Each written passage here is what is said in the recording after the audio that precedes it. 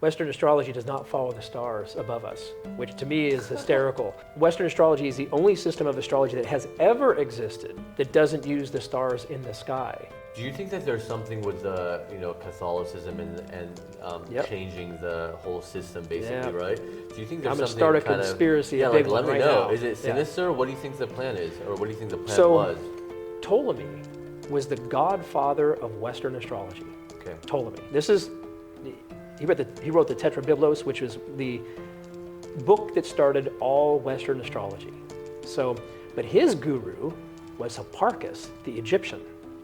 Hipparchus was the single most advanced astrologer of ancient time. He even calculated the wobble of the Earth's axis by using the stars to do it. Wow. That is an incredible feat to do. Ptolemy was his student. Okay, so why would Ptolemy disregard all of the teachings of the single most advanced astrologer that ever lived? Because he became Catholic in his lifetime. Ptolemy, a lot of people don't know this, became Catholic. Catholicism went after him. They wanted to convert him more than anyone because they knew if they got him, they could convert the world of astrology to what now exists. And so they got into his head. He was also a part of creating anti-divination laws, meaning the guy that created Western astrology was also a part of creating anti-divination laws, making astrology illegal. Ever since I wrote my goals down with the pen, my dreams and reality have both been blending in. I just hope that in the end, my debt don't extend me on my dividends. If it did, I'd have to keep pivoting, turn the other cheek and down another dose of adrenaline. I don't need to pretend to live a life that I never did, cause I'm right where I need to be. My dear listeners, Jade Luna practices what he calls the oldest form of astrology known to man. I've been seeing him for years. The wait list is 4 months long. There's celebrities on that wait list. But the interesting thing is he asks people to not reveal who they are before a session because he wants the experience to be totally authentic. Jade is the author of several books like 27 Stars and Asterian Astrology, the lost system of Alexander the Great. And today he's going to completely turn over what you thought you knew about Western astrology. And we're actually giving away 2 copies of his books to you guys. So make sure to watch the entire interview, and at some point I'm going to reveal how you can win your copy. First, when we first walked into this room, you pointed out, and this is what I love about every time we chat, is you pointed out the room is very green, and I'm wearing green. For people who are listening to this on the podcast app, they can also watch it on YouTube, just so they know. And you'll see what I'm talking about here, but you pointed out that you and I are both born under the star Hades. That's right. And he's associated with green, right? That's correct. Yeah. Tell me a little bit about that. You told me a story. In ancient time, he was the god of the afterlife. And when a spirit passed on, they would go to Hades, and he would look into the spirit and see what kind of karma they created in their lifetime and then decide what afterlife they should go to. So he was kind of like the judge of of souls, so to speak. But in ancient time, he was so physically stunning that like high beings would even commit suicide just to see him. And so he turned himself unattractive in phases of his godhood, so to speak. So people would be a little bit fearful of him and not want to commit suicide to go see him. But originally he was a god of beauty. And then he had to adjust that so people wouldn't be attempting to commit suicide just to go see him. Yeah. Interesting. Do you believe, so because that's in mythology, obviously, right? Do you think there is a god of Hades out there? Oh yeah, I do. Yeah. And I see aspects of him in various realms all the time. Let me use music as an example.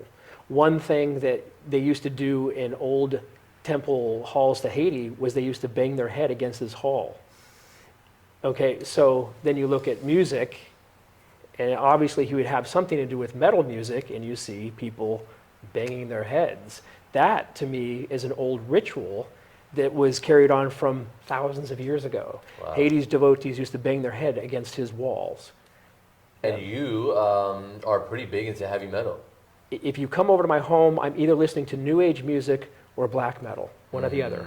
Yeah, can we go into both of that a little bit? Because I remember asking you once about the heavy metal, because you don't just like it, you perform. Tell me a little bit about the significance of heavy metal for you. Oh, and I also created a genre of music called bass metal. So it's an infusion of EDM and black metal together, which oddly enough is the new age element ambient element and the black metal element merged together. So it's a very genuine music project. I was a musician early in life, in high school. I actually left high school and I was very good in high school, so I left to join a signed band. And as soon as I joined the band, within months, I was diagnosed with a couple really significant health issues.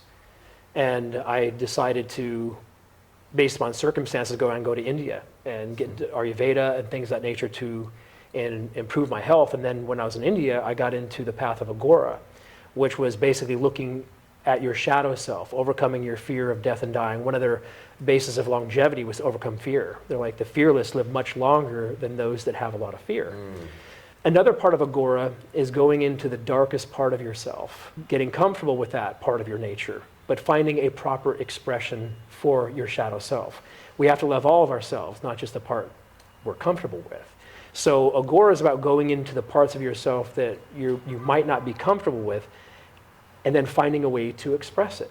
So when I was practicing Agora, I got into what is the darkest part of your shadow self? What is the part of you that you may not look at but is actually there? And that to me was my attraction to the occult, my attraction to the magical side of life.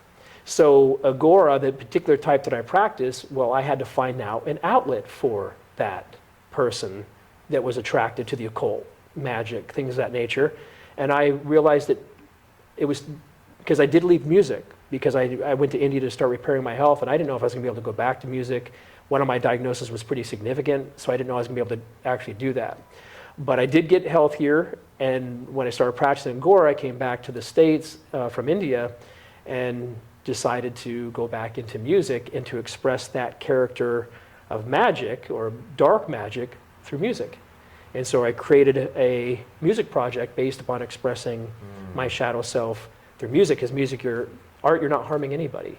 So the projects that I do in art, all of them are dark, because that's where I believe the shadow self should express itself, is through art. It's harmless there. And then, so let's talk a little bit about Agori, or Agora, being born under Hades, like you are. I think we're kind of drawn to that, right? That path. Yeah. So for people who are listening who don't know, it doesn't always look like this, but it would be the ones that stereotypically you see covered in ash, or the ash, even the remnants of a body that's been cremated. They're eating out of a skull. It can seem so, for people who are like in this world, in the Western world, frightening, or why is he running around naked and covered in ash? But there's a lot of real beauty with the path of Agori and embracing as they call it, the left hand of God, right? A path based upon fearlessness. Strangely enough, a lot of people don't know that it was started by Buddha. Whoa, I did not know that. Buddha, once he realized that he had to die, because his family kept him from realizing that death existed, he went into a cremation ground once he realized that death existed and said, I'm not going to live a normal life until I go past death. If there's Agori started right there and then. So he sat in cemeteries and chanted and meditated to go past his fear of death and dying, which just came out of nowhere, because he didn't even know that he had to die. So Agora started right there and then through Buddha. A lot of people don't know that, but he was an Agori for a long period of time in his life of just meditating on death and dying.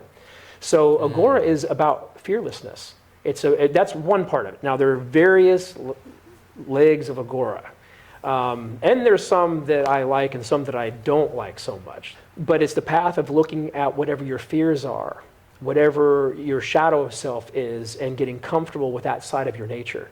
And there's really intense rituals. Like if you came into my altar room in Joshua Tree, you wouldn't be disturbed by it, but a lot of people would. I do have human skulls, I do have human bones, which is hysterical for someone like myself who's vegan as well. Right. It's like, but it is about looking at your fears consciously. In my room, it's very dark, it's very gloomy, and one of the spiritual beliefs is that if you deal with your shadow in your spiritual life, you don't have to deal with it so much in your material life.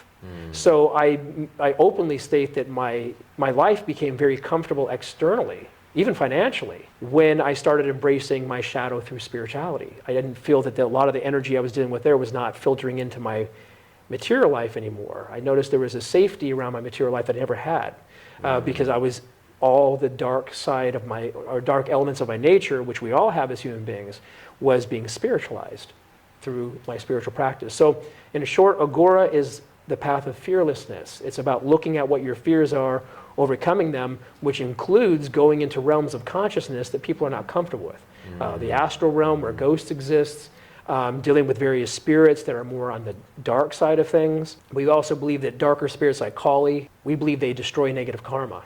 So to embrace them spiritually, we also believe they're wiping out your negative karma faster than any other type of deity. And that's why in Buddhism they call them wrathful deities. But they're highly honored and devoted to because they clear out negative karma more than any other type of spirit. So it is kind of like embracing your demons, so to speak, even from a spiritual point of view, but using them in their proper means, which is to clear out your shadow self. I can go so deep down this rabbit hole with you, and I want to, but also because it's in the beginning of the interview, why don't we give people a little idea of who you are?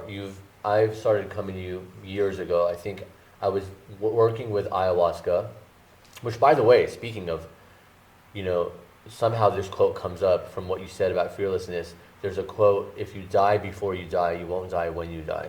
And I love that with ayahuasca because it forces you to look at all the things you've been sweeping under the rug. It forces you to look at it. There's nowhere to go. You have to face it right here, right now. And the more like you do that, the more you, and not just through plant medicine, but through anything, there is that almost fearlessness with death because it's not confusing or scary anymore when you do die. But with one of my first ceremonies, somebody there was telling me about you, and I booked a session. This is like 5 or 6 years ago now. I guess tell me a little bit about the form of astrology that you do, because it is one that I would say most people have never heard of. Asterian astrology was Sumerian and Egyptian. Alexander the Great learned Asterian astrology in Egypt. And the priests of Alexander the Great also learned astrology from the Egyptians. And there was a book written called the Yavana Jataka. The Yavana Jataka was a book that Alexander the Great and his priest had written about astrology.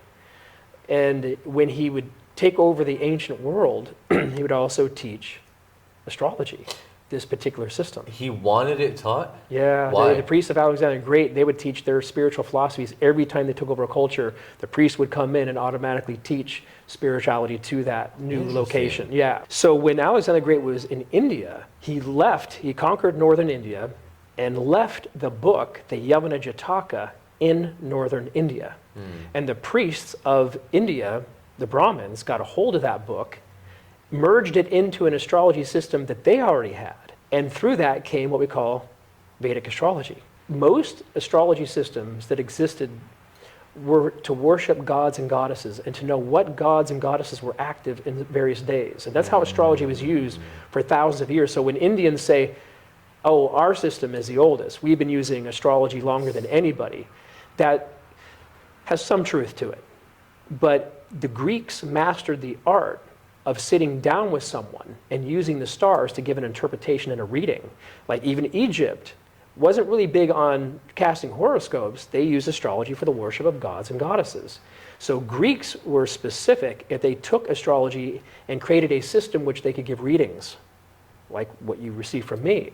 So India took that energy, merged it into the system they had, equated various gods and goddesses, and created Vedic astrology out of it. So when I lived in India, I had a guru that was silent. Meher Baba was the chief guru where I would go. He already passed on. I'd never met Meher Baba, but his lineage is where I would spend my time in India. You had to be silent. So while I was in India, I went to a library, found the Yavana Jataka.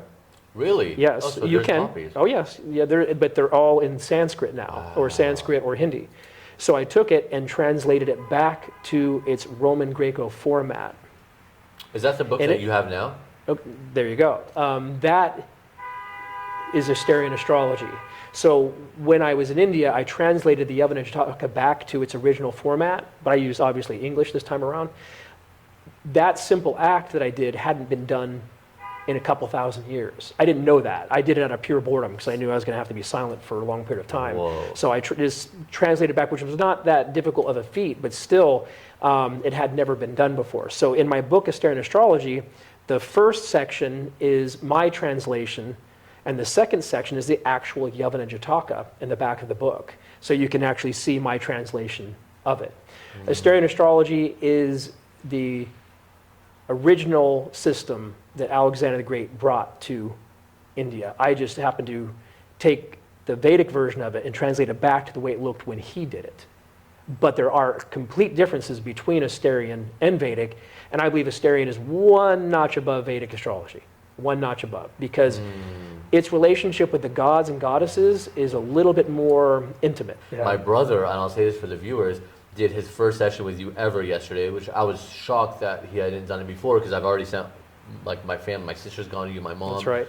But I listened to his session, he sent it to me, and I mean, you're like, I don't know, you probably work in property, or you might, you know, I don't know if that is your career, but if it is, because people don't tell you anything when they go in. That's right. You People can even tell me different names. Yeah. Yeah, you actually say that. So just so people know how, and I feel like I'm giving away my biggest secret in the world is Jade, and I'm sharing it now.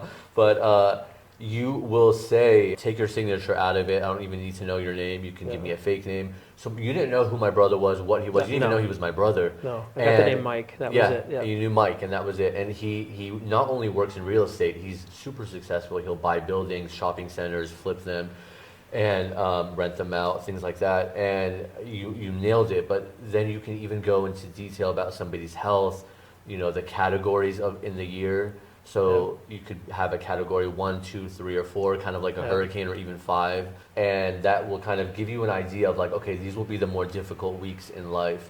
How do you think we can describe it to people to understand how the system is even working? Like, what are you looking at? Well, you know, first of all, this is a 27 sign system. There are the 12 signs of the zodiac, which Western astrology does not follow. I want to be really clear about that. What do you mean? Western astrology does not follow the stars above us, which to me is hysterical. And I'll explain that real quick, and then you can direct me back to that. Okay. Western astrology is the only system of astrology that has ever existed that doesn't use the stars in the sky. In ancient time, an astrologer had 2 jobs. One was to create the calendar, and the other one was to observe the stars in the sky. They were 2 separate jobs. So an astrologer would create a calendar and create horoscopes. And if you look at Western astrology, the first day of Aries is the very first day of spring. So if you wrap the 12 months around that day, that is our old calendar. So Western astrology is the old calendar that we used to use 2,000 years ago. And by the way, we should be using that calendar. The first day of spring equinox should be our January 1st. So we call that the first day of Aries. That is just simply our calendar. Catholicism created anti-divination laws, making astrology and the observing of the zodiac in the sky illegal. And they pushed the calendar out as the zodiac, so we wouldn't use the stars in the sky anymore.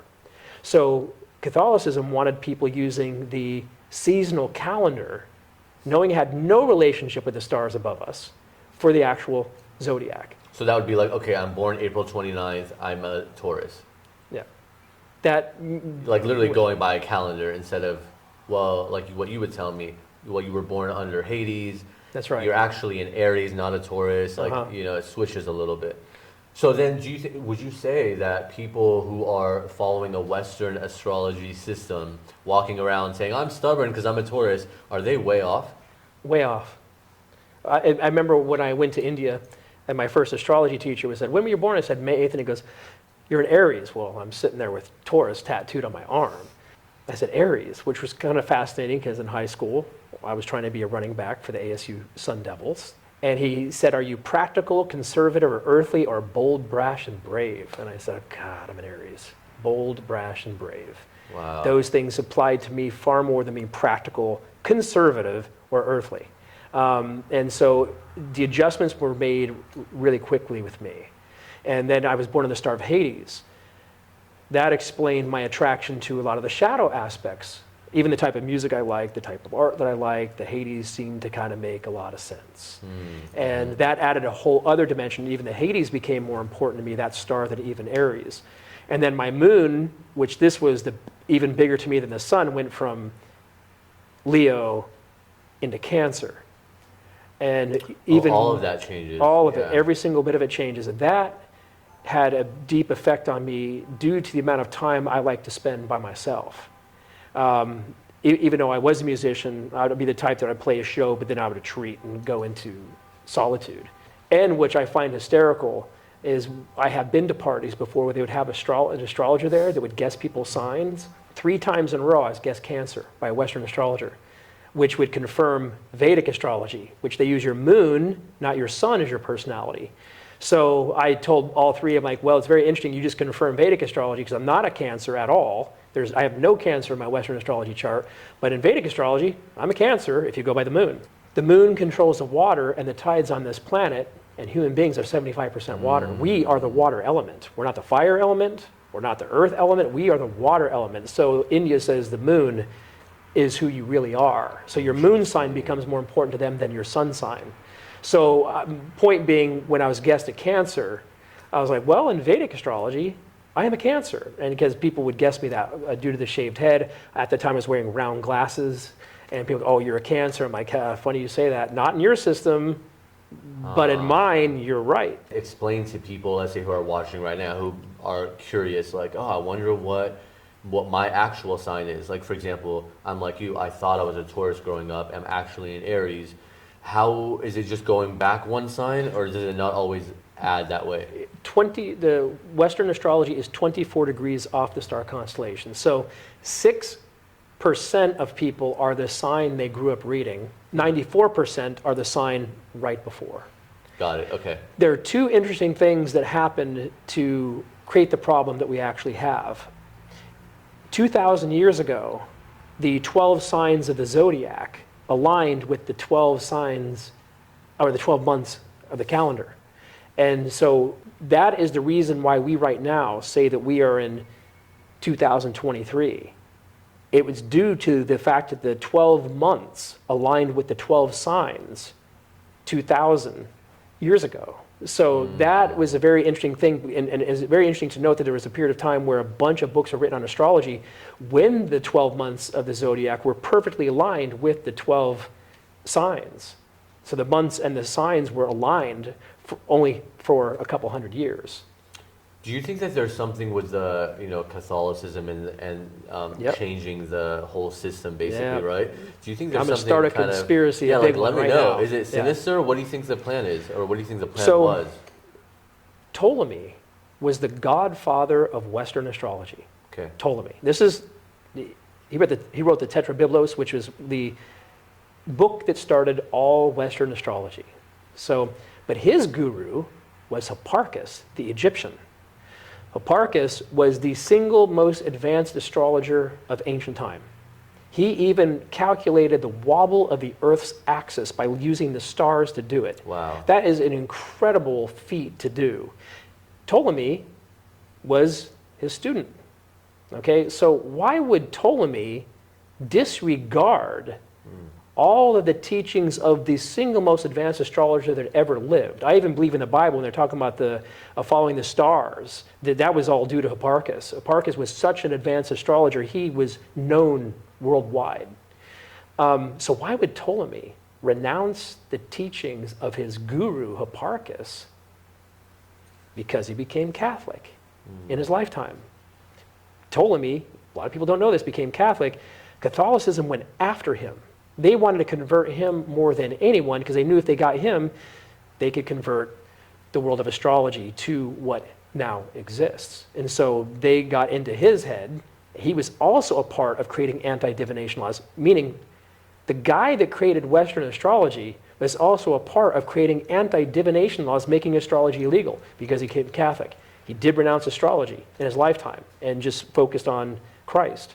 But he renounced all of the teachings of Hipparchus, created anti-divination laws, and is responsible for putting out the calendar as opposed to the zodiac Wow. for people to actually use. So People ask me if I have evidence of that. And I'm like, yeah, there is. All you have to do is Google it. That Ptolemy became Catholic in his lifetime and became a part of the Catholic religion.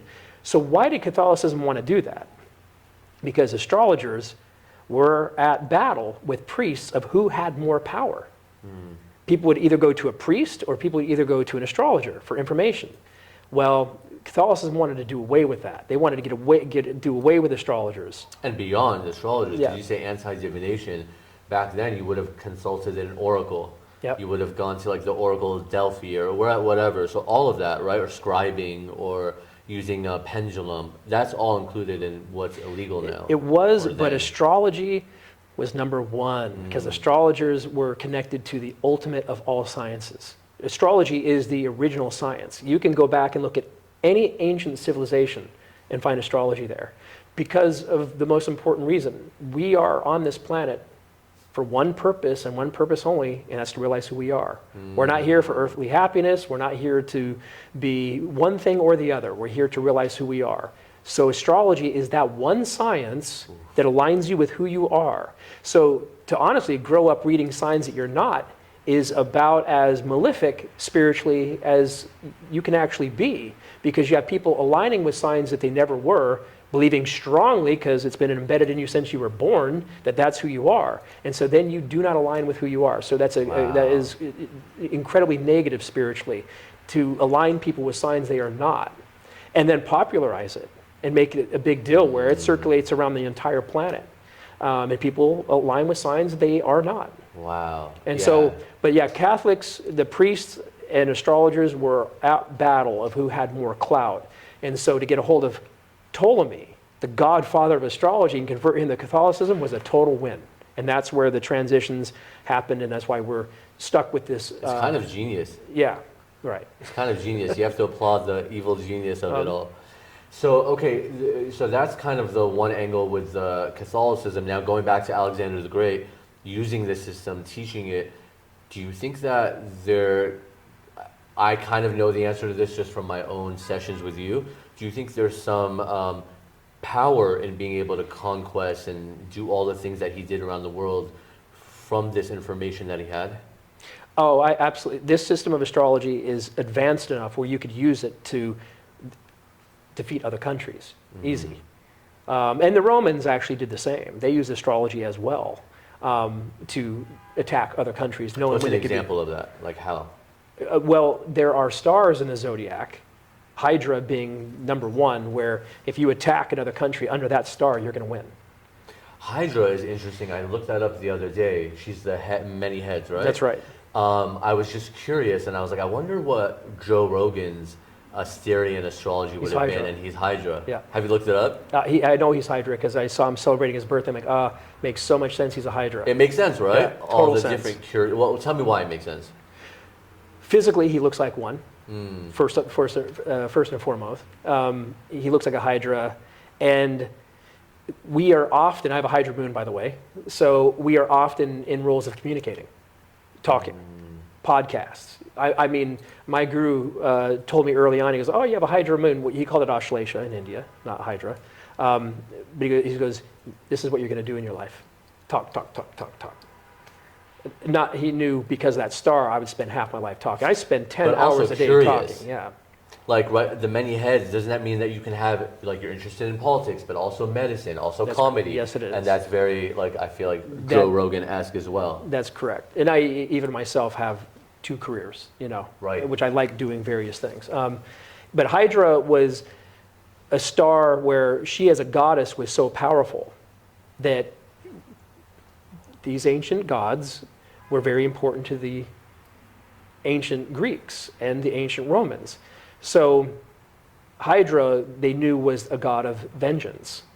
So if you attacked a country under her moon or her sun, you would automatically be victorious. This is why I like Asterian a little bit more than Vedic, is the link between the gods and man is incredibly powerful. Like, as an example, if you research, you'll find that I predicted this pandemic a year in advance before it happened, due to the fact that eclipses were coming under the god Typhon, who's the Egyptian god Set, the god of plagues. It was that easy. These 27 signs are how the gods are interacting with man, and you can actually see it. And that particular part of it is where I put Asterian a tad bit above Vedic. Vedic's an incredibly advanced system of astrology, so I don't want to discredit it, because I actually love Vedic astrology. But this particular system really prioritizes the gods that rule over those signs, and the eclipses that take place under those gods is how I made the prediction of the pandemic, the riots on June 2nd. I predicted that we on 2020, June 2nd, because that particular eclipse was under a god named Prometheus, the god of humanity.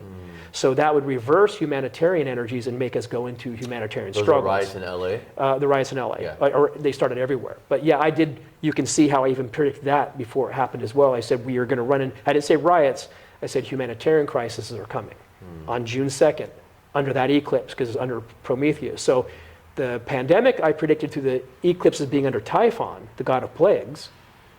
That's how easy it is. It wasn't even hard to do that. Predicting the riots wasn't even hard to do that either. Knowing that these gods, and when you learn about these gods and what their functions are and their relationship with humanity, you can start making predictions about how they're going to behave in human nature. By the way, and this is kind of a segue off, but piggybacks off what you said, you have a book, it's the 27 Stars book, that I have used before, where I'm like, I'm curious what this person is, and I'll look it up. Here's a few examples. A few of my bigger clients, I do energy work for people, energy healing, and the bigger clients that I have happen to be Prometheus, and I think it's that curiosity. And also, both of them, the two ones that I'm thinking of that both happen to be Prometheus that have been with me for a year now, both of them have also brought their partners, like their wives basically, to work with me as well. And I feel like that's very Prometheus, who brought fire. Like, you're curious, so you want to try everything, but then you also want to share it with the people that you love. So it helps you kind of get an idea of who you're talking to and dealing with. See, that's amazing. And this system has a type of specific element to it that is quite profound. Now, let's just say I have someone that read my book, which I had this recently, and someone said, I read it and I didn't actually feel like my Asterian sign. Is there a reason for that? And I'm like, well, you probably have Saturn in it with it, or Mars aspecting your sun, which will reverse the qualities of that particular sign. Meanwhile, but you still are aware of that. Like, I could be giving a reading to someone born under Prometheus, but let's just say they have Saturn there too. They might not possess those curious traits. They might possess some of those opposite traits. But you can still predict that they would actually have a very strong personality opposite to the sign that they were born under. That can happen. Which is why it's beneficial to see you. That's correct. Like, reading the book is great and it helps give some perspective, but seeing you look at the that's overall correct. chart. Now, meanwhile, I believe these signs are incredibly specific. Yet there are alignments you can be born under that reverse your qualities. That can happen. Yeah, I know a couple people like that. When I was giving them a reading, they said, well, I read your book, but the powers you said I had were kind of opposite of what you said I was in the book. I'm like, yeah, because you had Saturn in the same sign. So it would take that sun sign and those qualities and reverse them. And so you'd have some of the opposite traits of that sign, but you actually are aware of that as an astrologer. Yeah. So if somebody was starting out and they're just kind of getting into all this, would you recommend your Asterian book, astrology book, so they understand the system, or the 27 stars, or both? 27 stars. 27 stars. Yeah, it's like Linda Goodman's sun signs. It's like you open up and you read about your sign. You can read about people you know, and that's how I think people should get acquainted to it. Asterian astrology, the lost system of Alexander the Great, is actually more of a translation. And there's even things they say about certain signs in that book that I don't 100% agree with, because they're ancient. It was written 2,000 plus years ago. So I think some of these signs have evolved in their personality. So 27 stars is my take currently of those stars. Okay, yeah, that's one I like too. So why don't we give that one away? Can we give that one away to two absolutely. people? If you're watching this on YouTube, it's super simple. All you're going to do is comment on this video, comment 27 stars. We'll go through, pick one person, send you the book, and then if you're listening to this on either podcast, Spotify, any of those, Apple podcast apps, give this podcast a 5-star rating, and they can screen grab that, send it to us, and you can DM it to me, email it, however you want. Just make sure I see it. I'll pick one of those people as well, Nice. and we'll send them a copy too. Amazing. Yeah, so thanks for doing that. Oh, It's no problem. really super, super fascinating and helpful to be able to have that, because it shows you And I think you were saying something about the uniqueness. Is it the personality trait, or what part of it do you think is the most unique? It's my favorite part of Asterian astrology is your connection to the star is actually connected to that god or goddess. Means you have a specific guide relationship with the deities that rule over your chart, so you're able to see who your guides are. Like in ancient time, it wasn't like, oh, I'm communicating with my guides today. You had names for them. We now have names, and I give out names to the actual guides that rule over your chart, so you can have a direct relationship with them. The god or goddess that rules over your sun and moon and rising are active beings in your day-to-day life. Wait, so I don't think I knew that. So with mine specifically, would it be Hades or is it something else? Hades is a huge part of your nature. Yeah. Okay. Yeah. As a matter of fact, if I met you out, I could guess you were a Hades. Yeah, in your personality. Yeah, intense. But there's also a creative element to that particular deity that comes off of Hades people. Hades people, when you meet them, they're character people. You're not going to meet someone else like them. That's Hades as a very strong character sign. Often, the two words I use to describe it are powerful, but internally can feel awkward as well. Sure. And I often feel awkward around people. But I've always felt that I've been able to possess a certain type of power that might have been more than people around me, yet I've also felt more awkward around people than other people around me. And Hades was a very awkward deity. He possessed so much power, but when he went to Mount Olympus, everybody was like, oh God, here comes Hades. He's here to shake everything up, and that's exactly what he would do. And he stirs up everything, makes people embrace things that may make them uncomfortable by nature, because those things exist in life. So Hades, somebody told me once, oh, if you're born under Hades, or this connection, when I brought it up to him, because I knew this from you, is he said you have a special ability to work with people who are passing, who are dying, or if somebody has already died, you can come provide solace for that person who's left, whatever it is. And I said, well, how do I do that? What do I do? And he's like, it doesn't matter. It's just your essence. You being there is going to make it easier for them to transition. How much truth is there to that? And it's a huge amount of truth. The stories I have in my career of being an astrologer, I attract people that go through trauma. I've had a client of mine contact me who lost all of her children. And there was nothing more profound for me to sit in front of a mother that lost her children and try to help her make sense of something like that, where I was able to do that. And not that you remove the pain, you don't remove your pain. Your life has changed permanently from that. But I was able to help her understand why.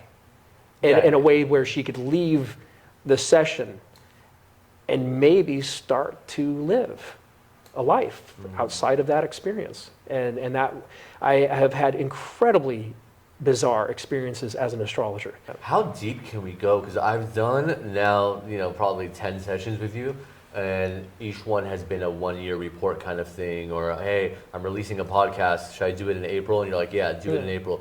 But how deep can I actually go? I have a session with you scheduled literally next week. We have the shadow self reading, which I talk about everything inside of a person that's holding them back. We have the Shakti report, which is about all the guides, every single guide that rules over your chart, and ones that are working for you and ones that are working against you. It means you have guides working for you and ones that are working against you. And so the ones that are working against you are helping you balance out negative karma you created from previous incarnations, but they're there and they're a menace. And so I know the menaces in my chart, and I know when they're going to show up and create problems. What do you do with that? I have spiritual practice I do with those spirits so they don't actually feel the need to generate such hostility. And I'm like you, where I think I would learn some of those techniques. Yeah. Specifically for it. But what about the average person? Like, who is not going to, I mean, you can barely get some people to work out or like stop eating sugar, and now I want you to do a ritual too. Yeah. Like, for the average person, what would you say you can do with this information? Not necessarily with the deities, but with any of these, like the Shakti or the shadow self. The chakras and all that. You want to hope to help someone find who they are. And once people find who they are, the most important element to being an astrologer for me is getting people to acknowledge where their home base is. Everybody has their own unique home base, a place inside of themselves that is home. Believe it or not, this is what I love about astrology, is it shows me where someone's home base is. A lot of people don't know what that is. Once you're connected to your home base, your life starts functioning properly. It does not function properly until you know what your home base is. And for me, as an example, Hades is a part of my home base. It's a part of my character. It's a part of my nature, who that deity is, what he reflects in creation. I have some of that in myself. That's a part of my home base.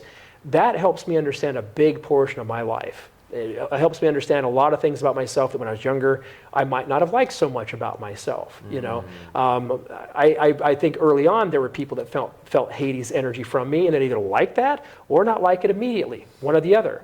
I had a very polarizing effect on people when I myself didn't view myself as a polarizing person.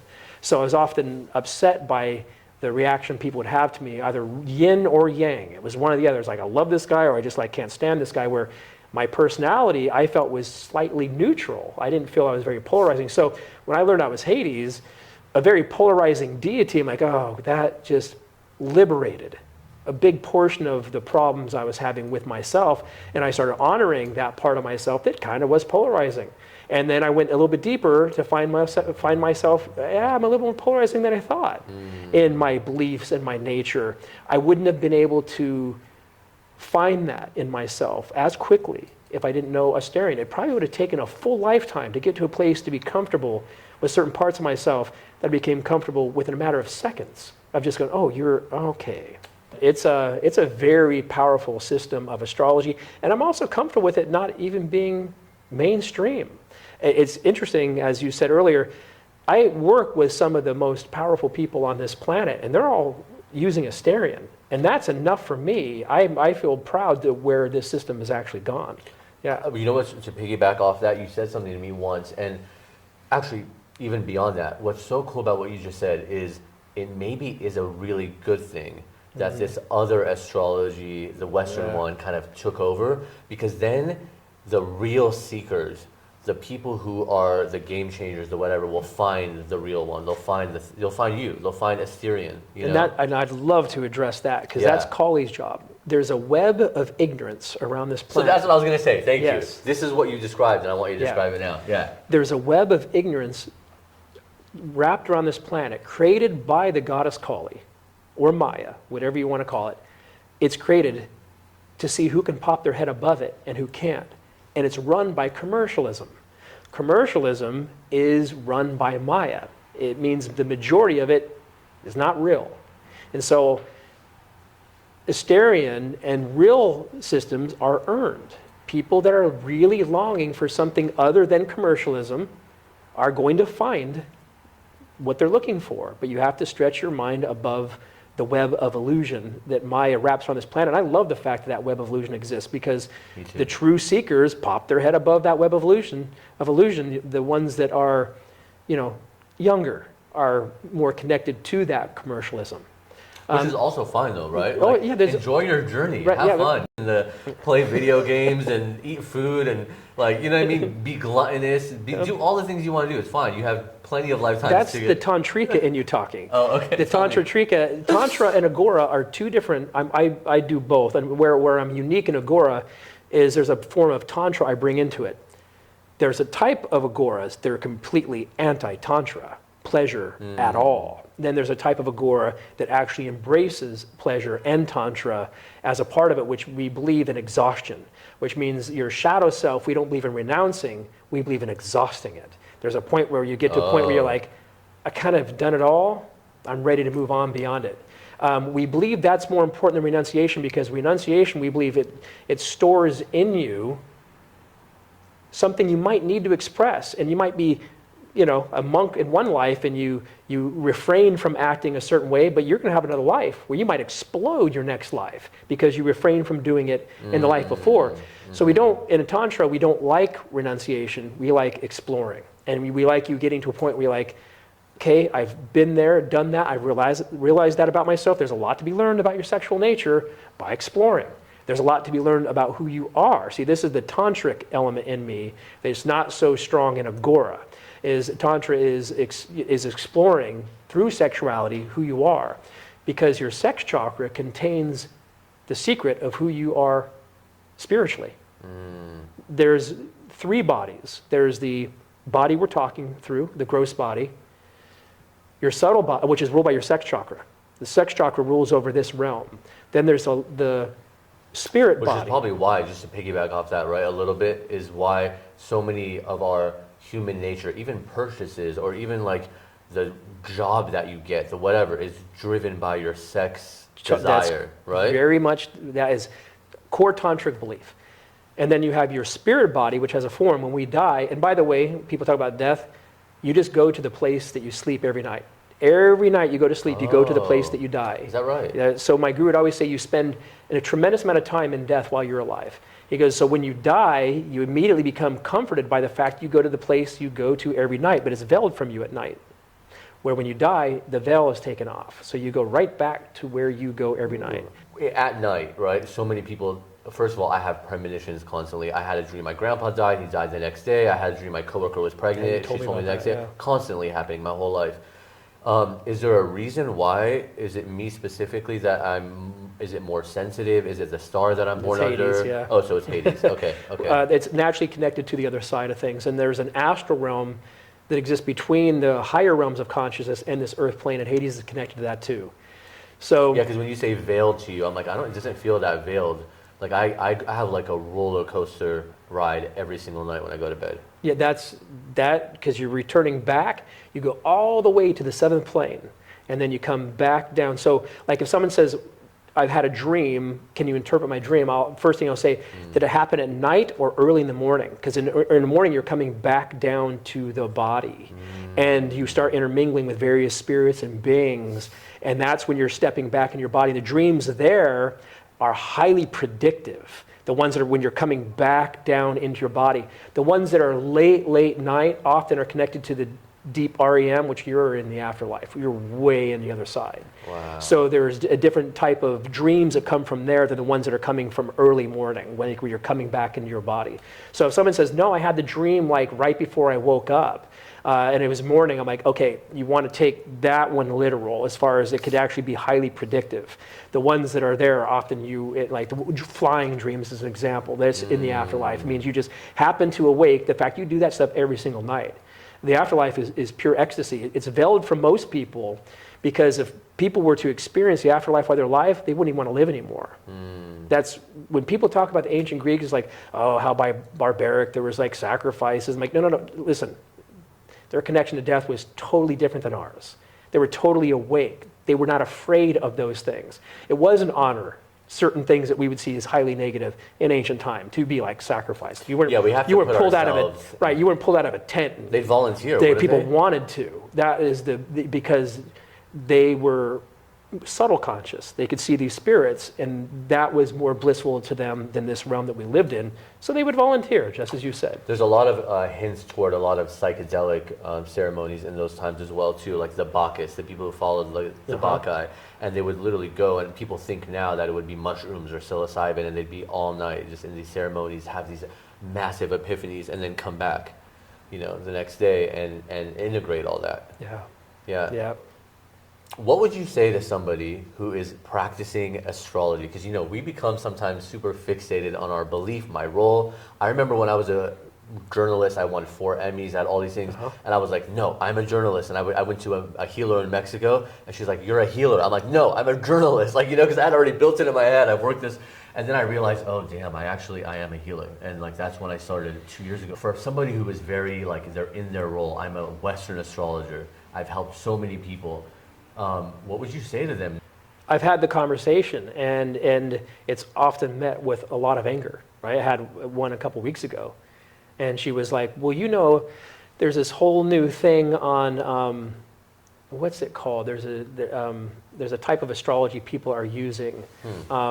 It's a human form. What is it? Of course. Human design. Human design. Okay, so tell me what you think about that. Okay, human design. So one of my clients was like, but I'm learning human design, and it incorporates Western astrology into it. And I said, well, then it's going to be throwing you off your actual human design. Oh no, I'll listen to you because I've given her readings for years, but she didn't tell me up until this time that she was also doing this human design thing. And she's like, but I'm learning so many things about it. And I'm like, but if you are embracing Western astrology, you're not aligning with who you really are, which is actually detrimental to you spiritually when the goal of astrology is to realize who you are. And so I am one of the very few that's very vocal on trying to get people to stop using Western astrology.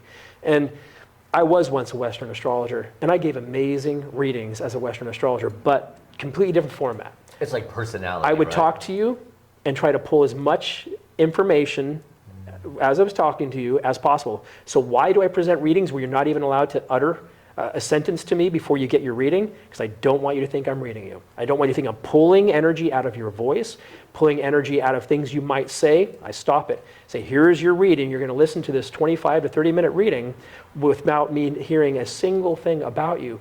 Because when I was a Western astrologer, it was the opposite. I wanted to interact with you, and that's where I would pull out really solid, genuine, intuitive information. This system does not require my intuition. It's a science. So now I lay down the science as it is. So someone could say to me, I got a really good reading by a Western astrologer. Well, I used to give them too, but I really relied on intuition. And I'll be honest, I didn't always trust the science that was in front of me enough to really do what I do today. I would look for signs. I would look for things about them. I would have conversations that might allude, well, I can draw from that and give readings. And I did really well at giving readings as a Western astrologer. But now I use only the science. I'm not digging in, trying to read the person. Because I know some people will talk to a psychic, and the first thing they do is start talking. So the psychic starts pulling energy out of them, and that's how they have their exchange. I will stop the person immediately from interacting with me like that. Like, I don't want to know anything about you. Don't want to know your name. I don't really need to know any conversations about what your life has been like. Here's your reading. And then after that, then we get to communicate. So right now, I rely entirely on a science. As a Western astrologer, I really relied a lot on my intuition and gave amazing readings. So there are Western astrologers out there giving amazing readings. But I guarantee you, they would even agree that they're relying a lot on their intuition, which there are a lot of gifted people and highly intuitive people out there, and they're using Western astrology. But they are not using the real science, 100%. But also, what is true, let's just say someone says, but I went through a big change, like a Saturn return, and I did go through that change, that Western astrologer said. Well, because you're going to go through a Saturn return at the same time in both systems, but they're in different signs. I will give you a far more specific, detailed answer of what you're going to have happen in that Saturn return than a Western astrologer will, because we use the real signs. But someone can go through a Saturn return or another difficult alignment in Western astrology, and it was right. The person said, I really did go through a difficult time. Right timing, but different signs. I will tell them more detail of what would happen to them than a Western astrologer. So Western astrology alignments exist, but they're in the wrong signs. The timing of them are right, but they're in the wrong signs. It's almost more genius that way, that they just threw it off a little. Yeah.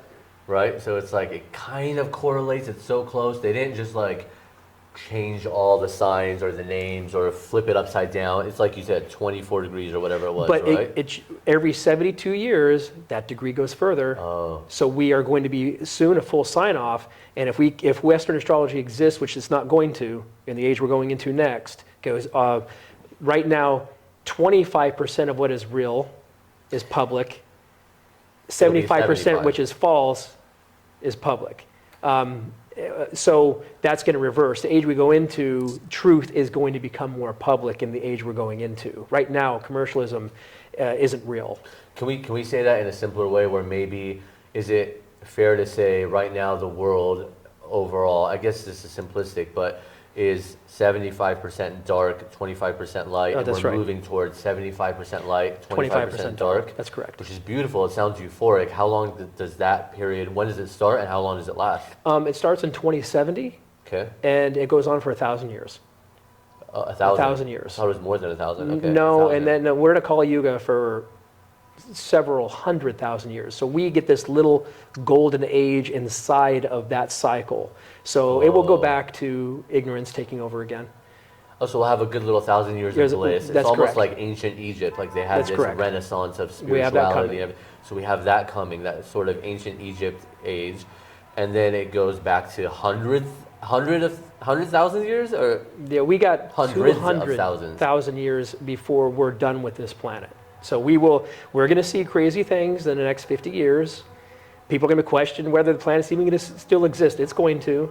But we are entering a new age that happens 2070. which is what everyone thinks currently is the Aquarian age. Oh, we made it. No, that's not actually. We're not even close to the age of Aquarius. Yeah. And by the way, the age of Aquarius has been predicted 6 times while I've been alive. Western astrology has no ability to predict ages. You have to observe that zodiac moving 1 degree every 72 years. That simple statement dictates the ages that we're in. So the zodiac in the sky moves 1 degree every 72 years. It's called the precession of the equinox, and that is what you use to predict ages, not a conjunction between Saturn and Jupiter, which happens all the time. It's like, that's why Western astrology has predicted the age of Aquarius 6 or 7 times since I've been alive. Nobody knows what they're doing. They don't know how to predict ages. We do. We simply understand the concept of predicting ages. Again, the zodiac in the sky moves 1 degree every 72 years, and right now, on that 1 degree every 72 years, Pisces is still rising in the morning. And then when Aquarius starts to rise, then we are in the age of Aquarius, which is 2,500. Years? No, the year 2,500. Okay. We are, though, watching the transition into what I call the age of Chimera, which happens in 2070. Oh, yes. My mom is born on it. Yeah, that's correct. Yeah. And that will be the first goddess-based age we had in about 4,000 years. And so we're Really? getting ready for a very powerful change on this planet. And all that's going on the Earth right now is us just pulling up the crap that needs to be cleared out. And all the noise with what is real and what isn't real is because the age of Chimera is also the age of intuition, where the noise of, that's going on with what is real, what isn't real, is going to eventually get so loud, the only answer you're going to be able to experience or feel is going to come from within. So then we enter the age of intuition, which all the noise of this is that and this is this, it's all going to disappear. Does that last 1,000 years? Is that the one that you're talking No, about? the intuition does, yes, but not the noise. So 1,000 years of bliss, huh? Yeah. And I'll be about 80, so that's nice, because I'm planning to live to 200. So that's not bad. I'll be middle-aged. Yeah, it was very interesting because in my Asterian Astrology chart, I have me passing on in my 60s, where my guru... In which chart? My Asterian Astrology chart, which I'm fine with all. I need you longer than that. I'm fine with all that. But my guru, on the other hand, said I would live to see the entire transition into the next age. So I went, very interesting thing about death, because I've been very accurate at predicting. So which one of those two do you think? We're going to find out. Oh. I'm open to either one. I'm totally open to exiting here in my 60s or exiting which I would be. You're the ready old to go. guy. Yeah, one or the other. What would you say to a client who says, I want you to tell me when I'm going to die? Would you do it? You can actually even hear me do this and predict someone's death that had died on my Instagram page. You just have to scroll down. But I'll also tell you why there's challenges in doing that. Not about finding the information, but in 2003, a female contacted me, a lady, she was in India, and she went and saw Guru Mai. And she said, I stayed the night at the ashram in Ganeshapuri, and I had a dream. And she was in her 60s. She said, I had a dream that I died on Christmas in Guru Mai's arms. Wow. The dream was so blissful and so amazing. I woke up and I was crying, and I said, I want that. I believe that's real. This is a deep intuition in me. So she comes back from India to the United States, and she finds me, because I worked around a spiritual center that she was a part of. And she said, I only want to know when I'm going to die. I want you to confirm to me that I'm going to die next Christmas. And I've already bought my ticket to India to die in Guru Mai's arms. And her health at this point is fine? Health was fine. Okay. So, matter of fact, she was very athletic for being in her 60s. So I study it. She calls me back the next day, and I said, I don't have you dying at Christmas. I have you dying summer solstice next year.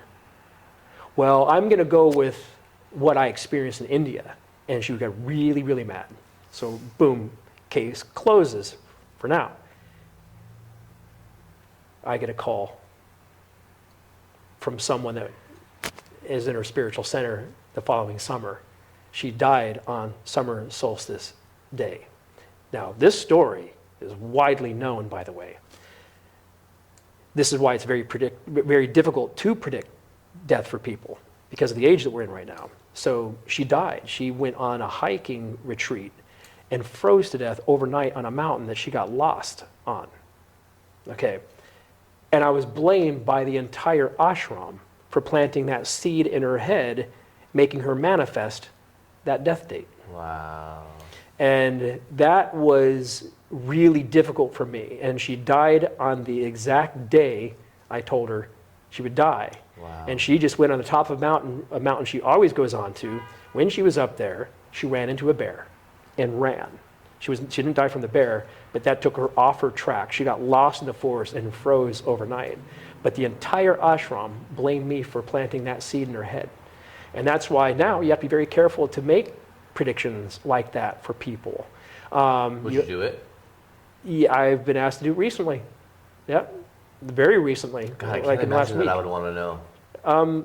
Just a client of mine, she was just like, we do believe what we call 3 doorways for it in a lifetime. There are 3. One's often the stronger of the 3.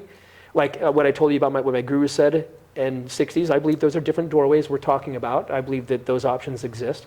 But there are 3 doorways of death in your lifetime. But the one that's the strongest, 80% of the time will be the one that takes the person. Jeez. But if you're using life for consciousness, let me tell you, the deities and your guides want you here. The goal of life is to live as consciously as you can. So if you're growing consciously, the farthest death date out, even if it's the weakest one, is probably going to be the end result. If you're not living consciously, well, taking another form is not a bad thing. I want the last one. I'm having so much fun here. Right. And it is about having fun. I love it. And I don't want to leave. It's a word that you used already, content. My guru said that is the goal of life, is to be content. Happiness and unhappiness are in the realm of duality. You're going to have an equal amount of both. Content is beyond both. It is purely beyond happiness or unhappiness. That's the goal of life, is contentment. When you're there, that means you're close to your home base. My guru would say when you get content, means you're close to being comfortable in who you really are. Wow. That's contentment. Happiness and unhappiness are in the realm of duality. You have to have an equal amount of both in your lifetime. Contentment is beyond both. And it doesn't matter if you're here or there, you're content anywhere. Content is contentment.